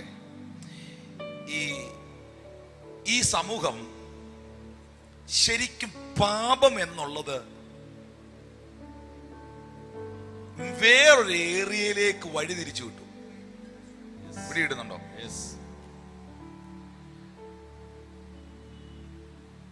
നമ്മുടെ ആളുകളുടെ മുമ്പിൽ പാപം എന്ന് പറയുന്നത് ഷേവ് ചെയ്തിട്ടില്ല, പുള്ളി ബൈക്കേ വന്നു, കറുത്തുടുപ്പിട്ടു, അല്ലെങ്കിൽ ആ പുള്ളി നല്ലൊരു ഭക്ഷണം കഴിച്ചു, ഈ പുള്ളി വില കൂടിയ വസ്ത്രം ധരിച്ചു. ഇതിനെയൊക്കെയാണ് പാപമാക്കി മാറ്റിയിരിക്കുന്നത്. മാന്യമായ വസ്ത്രം ധരിക്കണം, യോഗ്യമായ രീതിയിൽ നടക്കണം, നടക്കണമെന്നല്ല. പക്ഷേ പാപത്തെ ശരിക്കും വഴിതിരിച്ചു വിട്ടു. ശരിക്കും പാപത്തിന്റെ ഏറ്റവും ഇമ്പോർട്ടൻ്റ് ആയ ഒരു മേഖല യേശു പറഞ്ഞു. അതെന്നാന്നറിയാമോ? മത്തായി 5:28 എൻ്റെ ചിന്ത. സ്ത്രീയെ ഹൃദയം കൊണ്ട് മോഹിക്കുവാൻ. മോനെ, മത്തായി 5:28 എനിക്കറിയത്തില്ല. അത് തന്നെ. സ്ത്രീയെ മോഹിക്കേണ്ടതിന് അവളെ നോക്കുന്നവനെല്ലാം ഹൃദയം കൊണ്ട് അവളോട് വ്യഭിചാരം ചെയ്തു പോയി. ശരിക്കും പാപത്തിന്റെ ഏറ്റവും പ്രധാനപ്പെട്ട മേഖല നിങ്ങൾ ഈ പുറമെ വിധിക്കുന്ന വിധികളല്ല, നിങ്ങൾ ചിന്തിക്കുന്ന ചിന്തകളാണ്.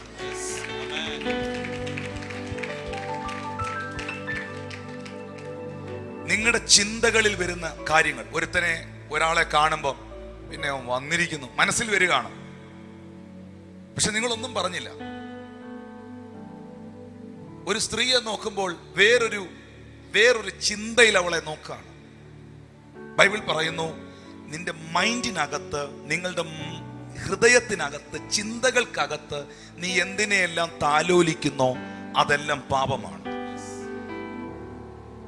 മോഹം ഗർഭം ധരിച്ചാണ് പാപത്തെ പ്രസവിക്കുന്നത്. ആരും അതിനെ അഡ്രസ് ചെയ്യുന്നില്ല. അവരവർ എന്നെ നോക്കിയേ മക്കളെ, എന്നെ നോക്കിയേ. അവനവൻ ചിന്തിക്കുന്ന ചിന്ത എന്തെന്നും അവന്റെ മൈൻഡിലൂടെ ഒരുത്തനെ കാണുമ്പോൾ വിമർശനം എന്തെന്നും ഭയങ്കര കൈയടിയ. പക്ഷെ ഒരുത്തിയെ കണ്ടുകൂടാ. ഇവിടില്ല, കോഴിക്കോടൊക്കെ അങ്ങനെ ഉണ്ട്. കോഴിക്കോടൊക്കെ സുൽത്താൻ ബത്തേരിയില് ഒരുത്തനെ കണ്ടുകൂടാ. പക്ഷേ ലവൻ ഫ്ലൂട്ട് വായിക്കാനിരിക്കുക, അമ്മാമ്മ കരയാൻ.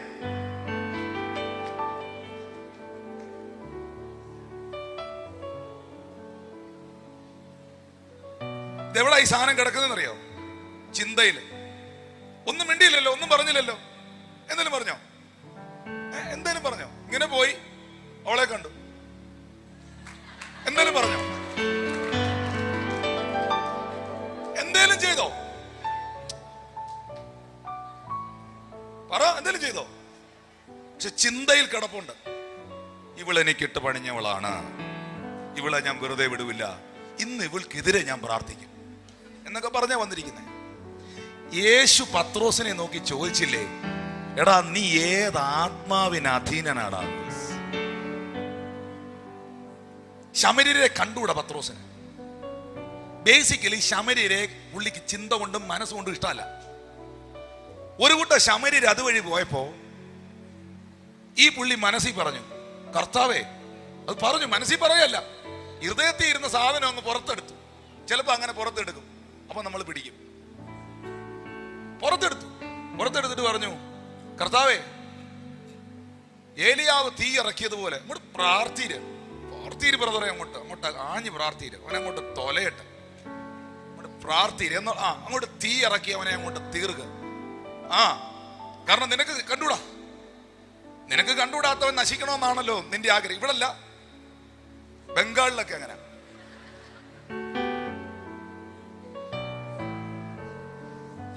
ഹലോ, പ്രാർത്ഥീര്, അങ്ങോട്ട് ശക്തമായി പ്രാർത്ഥി.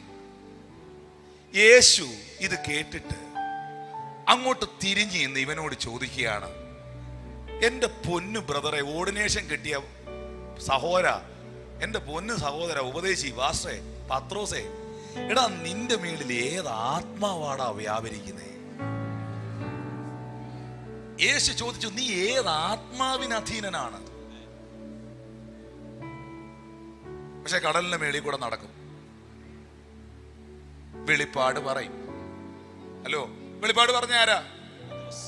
നീ ജീവനുള്ള ദൈവപുത്രനെന്ന് വെളിപ്പാട് പറഞ്ഞ ആരാ? പക്ഷെ ചിലരെ കണ്ടുകൂടാ. ഇതിന്റെ കാരണം എന്നാന്നറിയോ? ഇവന്റെ മേളിൽ ഒരു സൈറ്റനിക് ഇൻഫ്ലുവൻസ് ഉണ്ടായിരുന്നു, ഒരു സാത്താന്യ ഇൻഫ്ലുവൻസ് പീറ്ററിന്റെ മേളിലുണ്ടായിരുന്നു. മക്കളെ, ഞാൻ നിങ്ങളോട് സ്നേഹത്തോടെ പറയാം, ആരോടെങ്കിലും ഹൃദയത്തിൽ കയ്പോ തെറ്റിദ്ധാരണ ഉണ്ടെങ്കിൽ അത് കർത്താവിന്റെ കൈ കൊടുത്തേക്കണം. അത് വെച്ചുകൊണ്ട് നടക്കല്ല.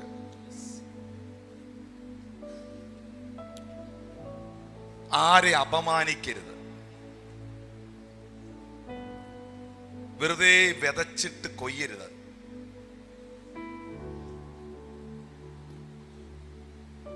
അപമാനത്തിന്റെ അസ്വസ്ഥതയും അതിനകത്തുണ്ടാകുന്ന പ്രയാസം എന്തെന്ന്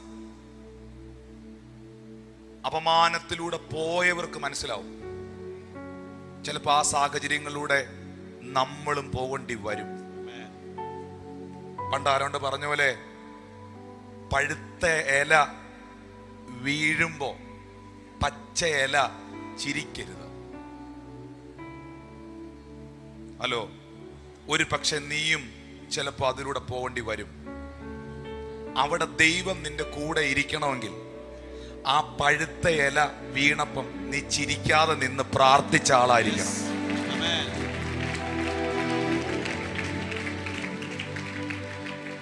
നീതിമാൻ 7 തവണ വീണാലും ദൈവം അവനെ എഴുന്നേൽപ്പിക്കും. അവൻ നിലംപരിചായി പോകാൻ ഇടവരത്തില്ല. ഞാൻ നിങ്ങളോട് പറയുന്നു, നിങ്ങൾ കൈ കൊട്ടിയിലേലും കുഴപ്പമില്ല, വലിയ പാട്ട് പാടിയിലേലും കുഴപ്പമില്ല, ആർക്കും നിങ്ങളൊരു ദോഷം ചെയ്യരുത്. നിങ്ങൾ വലിയ ആത്മീയരായിട്ട് അഭിനയിച്ചില്ലെങ്കിലോ, അല്ലെങ്കിൽ ആത്മീയത ഇതൊന്നും ഒരു വിഷയമല്ല. അതൊക്കെ നിങ്ങളും ദൈവമായിട്ടുള്ള ബന്ധമാണ്. കുറച്ച് പ്രാർത്ഥിച്ചാൽ മതി. 4 മണിക്കൂർ പ്രാർത്ഥിച്ചില്ലെങ്കിലും കുഴപ്പമില്ല, 4 മിനിറ്റ് പ്രാർത്ഥിച്ചാൽ മതി. പക്ഷെ ആർക്കും നീ ഒരു ഉപദ്രവമാകരുത്. ആ ഉമ്മ പറഞ്ഞ വാക്ക് ഓർക്കണം, മോനെ, നിന്നെ കുറിച്ച്, എന്റെ മോനെ കുറിച്ച് ആരും ദൈവത്തിന്റെ മുമ്പിൽ ഒരു പരാതി പറയരുത്. നിങ്ങൾ എന്നെ ശ്രദ്ധിക്കുന്നുണ്ടോ? നിങ്ങൾക്ക് ഇന്നത്തെ മീറ്റിംഗ് ഇത്തിരി സന്തോഷമാവോ ഇല്ലേ എനിക്കറിയത്തില്ല. പക്ഷെ ഞാൻ ഇങ്ങനെ പറയുന്നു, നിങ്ങൾ പാപത്തെ ഡൈവേർട്ട് ചെയ്ത് വിട്ടു. സോക്സും ഷൂവും ബെൽറ്റും ഉടുപ്പും കസേരയും ഭൗതികമായതും പുറമേ ഉള്ളതും മുടി വെട്ടിയതും ക്ലീൻ ഷേവ് ചെയ്തതും കമ്മലിട്ടതും ഒക്കെ ആക്കി നിങ്ങൾ മാറ്റി. പക്ഷെ അതല്ല, അതിനപ്പുറത്തൊന്നുണ്ട്. യഥാർത്ഥമായി നിന്റെ ചിന്തകൾ, ഒരു വ്യക്തിയെ കാണുമ്പോൾ നിന്റെ മനസ്സിൽ വരുന്ന ചിന്തകളിലൂടെ ഉണ്ടാകുന്ന പാപങ്ങൾ, ഈ മനസ്സിൽ താലോലിച്ച് നടക്കുന്ന ദ്രവ്യാഗ്രഹങ്ങൾ, സമ്പത്തുണ്ടാകട്ടെ, നന്മയുണ്ടാകട്ടെ, എല്ലാം വരട്ടെ, പക്ഷെ ഒരിക്കലും എൻ്റെ ചിന്തകൾ എൻ്റെ ദൈവത്തിനും പരിശുദ്ധാത്മാവിനും വേദനിപ്പിക്കുന്ന ഒന്നാകരുത്. ഹല്ലേലൂയ. ഒന്ന് കൈ ഉയർത്തി പിടിച്ചേ. നിങ്ങൾ കർത്താവിനോടൊന്ന് പ്രാർത്ഥിക്കണം. അപ്പൊ സാഹചര്യങ്ങൾ പ്രതികൂലമായിരുന്നിടത്ത്, ഒട്ടും അനുകൂലമായൊരു സാഹചര്യം ഇല്ലാത്തിടത്ത് സാമുവേൽ കയറി വന്നതുപോലെ വരാൻ പറ്റും. ഞാൻ വീണ്ടും ആവർത്തിക്കുന്നു, സാമുവേൽ കയറി വന്നതുപോലെ യേശുവിന്റെ നാമത്തിൽ ആത്മാവെ പ്രാർത്ഥിച്ച്, സാമുവേൽ കയറി വന്നതുപോലെ ഒട്ടും താഴോട്ട് പോകാതെ ദൈവത്തിന്റെയും മനുഷ്യരുടെയും ഫേവറിൽ വളരാൻ, വർദ്ധിക്കാൻ കൃപ ചെയ്യണമേ. Thank you Lord Jesus. കണ്ടുപിടിക്കാൻ നടക്കുന്നവരുടെ കൂട്ടത്തിലല്ല കർത്താവേ, എന്നെ കണ്ടു പഠിക്കാൻ കഴിയത്തക്ക നിലയിൽ എൻ്റെ ജീവിതത്തെ പരിശുദ്ധാത്മാവ് അവിടുന്ന് ക്രമീകരിക്കണമേ. ഞാൻ മറ്റൊരാളിലേക്ക് വിരൽ ചൂണ്ടുകയല്ല, ഞാൻ എന്നിലേക്ക് തന്നെ ഒന്ന് വിരൽ ചൂണ്ടുകയാണ്. ഞാൻ എന്നെ തന്നെ ഇന്ന് പകലൊന്ന് നോക്കുകയാണ്. ഞാൻ എന്നെ തന്നെ ഇന്ന് പകലൊന്ന് നോക്കി കാണുകയാണ്. അപ്പാ, എന്നെ നീ നിന്റെ രക്തത്തിൽ കഴുകണമേ, ക്ലെൻസ് ചെയ്യണമേ, വിശുദ്ധീകരിക്കണമേ. എല്ലാം മറന്നു കളയുന്ന ആറ്റിറ്റ്യൂഡുകൾ എന്നിൽ നിന്ന് മാറിപ്പോകട്ടെ യേശുവിന്റെ അധികാരമുള്ള നാമത്തിൽ. ഓ റബ ശന്തലേ വൈഡമർത്തകന റകചല മനഗസിയാന. ഞാൻ ഇങ്ങനെ ഇപ്പോൾ പ്രാർത്ഥിക്കുന്നവരുടെ മേളിൽ ഒരു വാക്ക് റിലീസ് ചെയ്യുകയാണ്. സകല സാഹചര്യങ്ങളും നിനക്ക് പ്രതികൂലമായിരിക്കുമ്പോഴും നിന്റെ മേൽ വീണ ദൈവത്തിന്റെ വിളിയും നിന്റെ മേൽ വീണ ദൈവീക അഭിഷേകവും ഈ സാഹചര്യങ്ങളുടെ മേളിൽ നിന്നെ വളർത്തുന്നതായി തീരണം.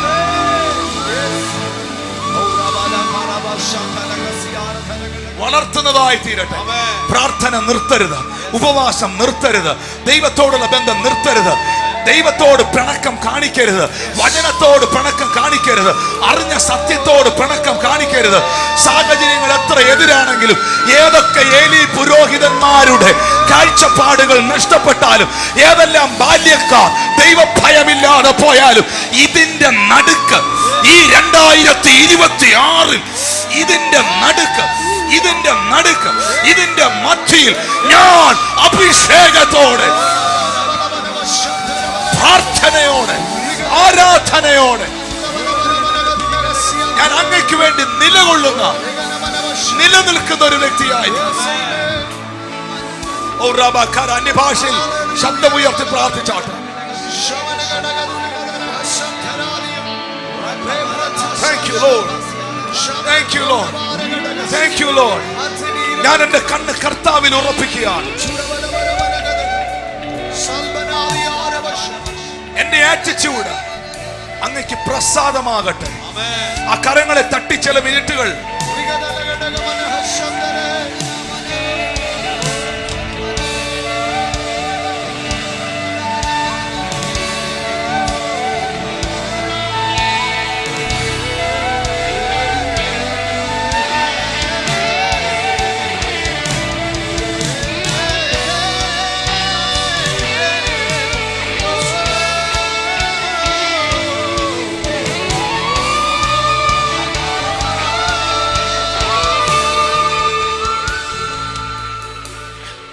ഒരു നിമിഷം കൂടെ പോലെ ഇതൊന്ന് കേൾക്കണം. ഒന്നിരുന്നേ. പുരോഹിതൻ ശരിയല്ലെന്ന് പറഞ്ഞ് സാമുവേൽ പള്ളിയിൽ നിന്ന് പോയോ? ബാല്യക്കാർ ശരിയല്ലെന്ന് പറഞ്ഞ് സാമുവേൽ ശുശ്രൂഷ ചെയ്യുന്ന നിർത്തിയോ? ഈ കിടന്നുറങ്ങുന്ന ആലയത്തിനകത്ത് വിളക്ക് അണച്ചേച്ച് കിടന്നുറങ്ങുന്ന ഏലിയാണെങ്കിലും ദൈവം സാമുവേലിനെ ഏൽപ്പിച്ചത് സാമുവേൽ വിശ്വസ്തയോടെ ചെയ്തു.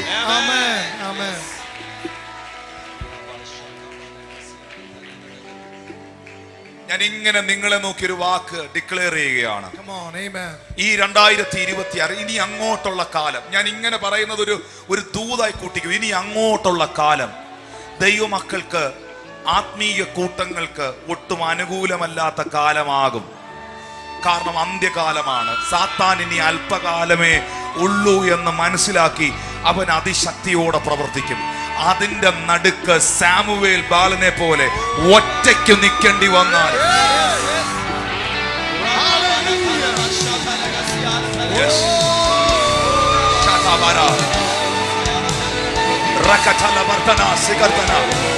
ഇന്ന് അങ്ങനെ ഒരു തീരുമാനമെടുത്താൽ നിന്നെ ഒരു പ്രവചനമാക്കി, ഓ ജീസസ്, അനേകർക്കൊരു ശുശ്രൂഷകനാക്കി പരിശുദ്ധാത്മാവ് എഴുന്നേൽപ്പിക്കുകയാണ്. നിന്റെ നാവിനെ പ്രവചന ശബ്ദമാക്കി നിന്റെ മേൽ നിന്ന് ജനറേഷനുകളിലേക്ക് ഇമ്പാർട്ടേഷനുകൾ പകരുന്ന നിലകളിൽ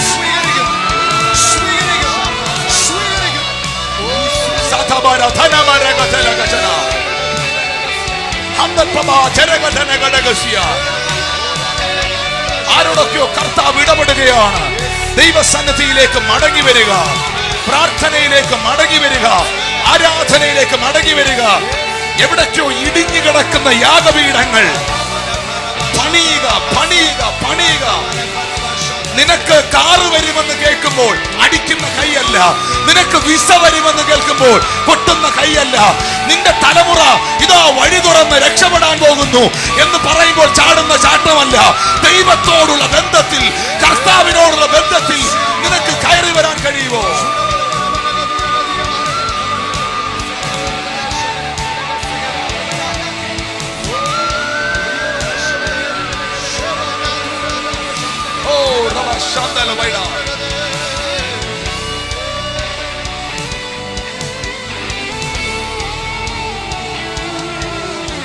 You stand on there. Please be sweet. ഞാൻ ഇന്ന് ഈ മീറ്റിംഗിന്റെ ഒടുവിൽ പ്രാർത്ഥിക്കും.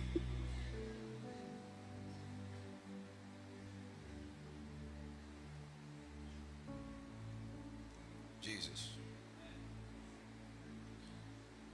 നോക്കിയേ, 1 ശമൂവേൽ 12:23 ശമൂവേൽ പറയുന്ന ഒരു വാക്കുണ്ട്, ഞാൻ നിങ്ങൾക്ക് വേണ്ടി പ്രാർത്ഥിക്കും. ശമൂവേൽ എന്താ പറഞ്ഞേ? കാരണം ഞാൻ പ്രാർത്ഥിക്കാതിരുന്നാൽ അതൊരു പാപമാണ്. അതാരെങ്കിലും ശ്രദ്ധിക്കുന്നുണ്ടോ?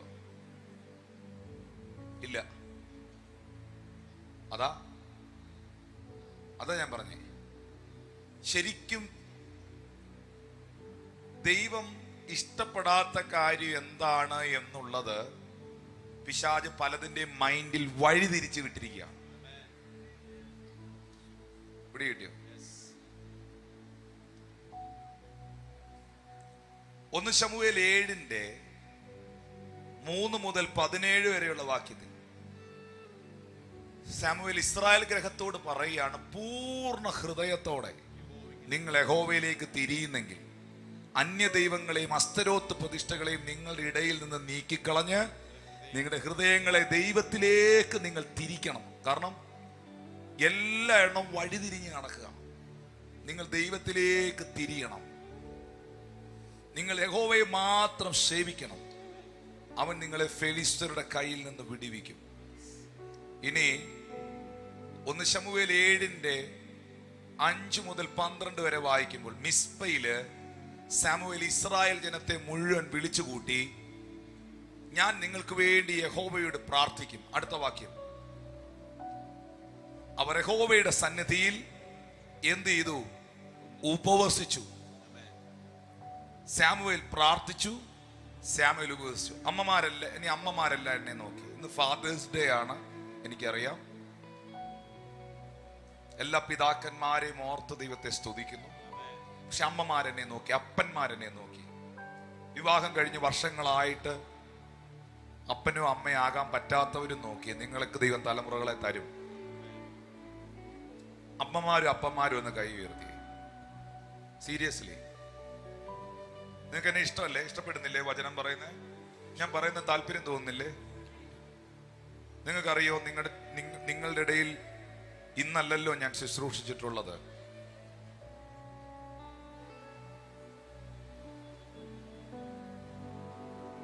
ഇന്നെന്താ വ്യത്യസ്തമായി പോകുന്നത്? എവിടെയോ ദൈവത്തിന് നമ്മളെ തിരുത്താനില്ലേ? അപ്പോ എവിടെയോ കർത്താവ് എന്നോട് ഇടപെടുകയല്ലേ?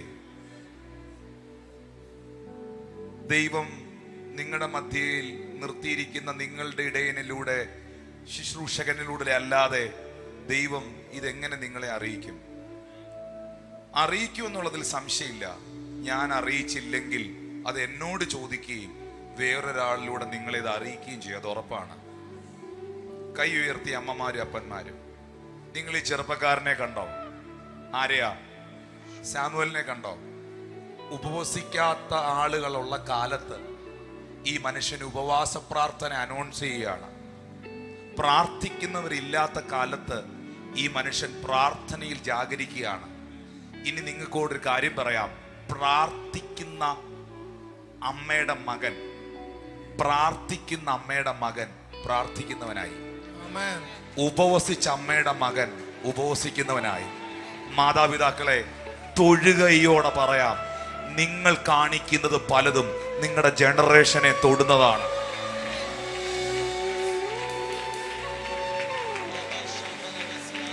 അതുകൊണ്ട് മര്യാദയ്ക്ക് ജീവിക്കുക.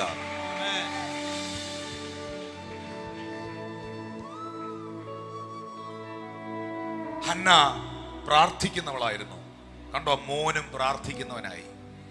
ഹന്ന ഉപവസിക്കുന്നവളായിരുന്നു, കണ്ടോ, മോനും ഉപവസിക്കുന്നവൾ. അമ്മമാരെ, എൻ്റെ പിതാക്കന്മാരെ, നിങ്ങളുടെ ഭവനത്തിൽ പ്രാർത്ഥനയുടെ യാഗപീഠങ്ങൾ ഉയർത്തുമെങ്കിൽ, നിങ്ങൾ പ്രാർത്ഥനയ്ക്കും ആരാധനയ്ക്കും ദൈവത്തിനും തൻ്റെ വചനത്തിനും ഒന്നാമത്തെ പ്രാധാന്യത കൊടുക്കുമെങ്കിൽ, നിങ്ങളുടെ വീട്ടിനകത്ത് പാസ്റ്റർമാരെ കുറിച്ചോ ദൈവസഭയെക്കുറിച്ചോ കർത്താവിൻ്റെ അഭിഷിക്തന്മാരെ കുറിച്ചോ ആവശ്യമില്ലാത്തത് പറയാതിരിക്കുമെങ്കിൽ, നിന്റെ വീട്ടിൽ ദൈവത്തിന് മഹത്വം കൊടുക്കുന്ന ഒരു യാഗപീഠം ഉണ്ടെങ്കിൽ, നിന്റെ വീട്ടിനകത്തുനിന്ന് കഴുകനെ പോലെ ചിലർ പറന്നുയരുമെന്ന് ആത്മാവ് നിന്നോട് പ്രവചിക്കുകയാണ്.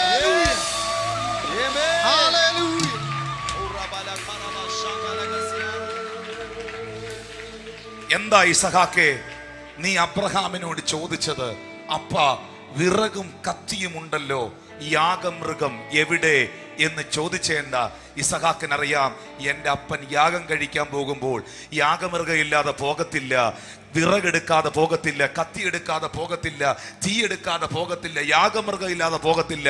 എൻ്റെ അപ്പൻ ദൈവത്തെ ആരാധിക്കുന്നതും എൻ്റെ അപ്പൻ ദൈവത്തിന് വേണ്ടി നിൽക്കുന്നതും ഞാൻ എല്ലാ ദിവസവും കാണുന്നവനാ. അതുകൊണ്ട് ഇസഹാക്കിന് പറയാൻ കഴിയും, എൻ്റെ അപ്പൻ യാഗവസ്തു ഇന്ന് എടുത്തിട്ടില്ല, ആ യാഗവസ്തു എവിടെ? മക്കളെ, അമ്മമാരെ, പിതാക്കന്മാരെ, വാത്സല്യ മാതാപിതാക്കളെ, നിങ്ങളുടെ കുഞ്ഞുങ്ങൾക്ക് മാതൃകയാക്കാൻ ഒരു ഫോട്ടോ. എപ്പോഴും ഒരു കാര്യം ഞാൻ പറയാം, ഞാനൊരു വിഷൻ കാണുകയാണ്, ഞാനൊരു ദർശനം കാണുകയാണ്, ഞാനൊരു വിഷൻ കണ്ടുകൊണ്ടാണ് പറയുന്നത്. നിങ്ങളുടെ മക്കളുടെ അകത്ത്, നിങ്ങളുടെ മോളുടെ അകത്ത്, നിങ്ങളുടെ മോൻ്റെ അകത്ത് ഒരു ഫോട്ടോ പോലെ അവൻ്റെ അപ്പൻ്റെ, അവൻ്റെ അമ്മയുടെ ഒരു പടം എപ്പോഴും കാണണം. അതിങ്ങനെ നിൽക്കുന്ന പടമായിരിക്കണം.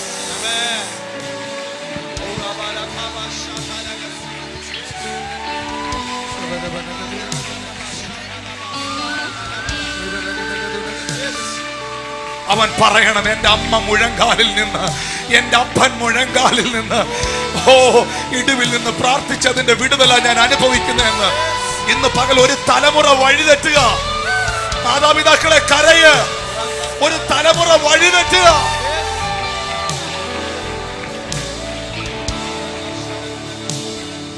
ദൈവഭയമില്ലാത്തൊരു തലമുറ എഴുന്നേറ്റ് വന്നുകൊണ്ടിരിക്കുക. ആരെയും പേടിയില്ലാത്തൊരു തലമുറ, ആരെയും പേടിയില്ലാത്തൊരു കൂട്ടം. ഞാൻ പറയുന്നത് ആ പുറത്തെ കാര്യം മാത്രമല്ല, മുപ്പല്ലി കൊണ്ട് മാംസം കുത്തി തിന്നത് വെളിയിൽ നിന്ന് വന്നവരല്ല. യാഗപീഠത്തിൽ ഇരുന്ന ഇറച്ചി പ്ലേറ്റിനകത്ത് എടുത്തുകൊണ്ട് പോയി അകത്ത മുറി ഇരുന്ന് തിന്നത് പുറത്ത് നിന്നവനല്ല. ഇതിന്റെ ഇടയിൽ നീ കൃപയിൽ കയറി വരണം.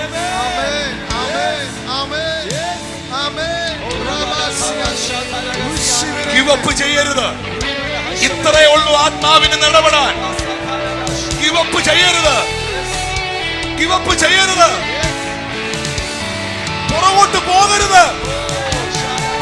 ആത്മാവിൽ പ്രാർത്ഥിക്കാൻ എത്ര പേരുണ്ട് ഇവിടെ?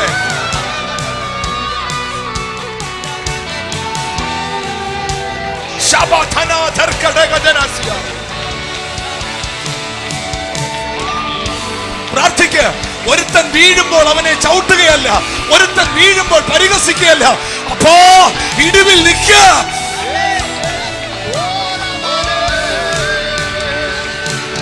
ഇടിവിൽ കയറ, ആത്മാവിൽ ജാഗരിക്കുക.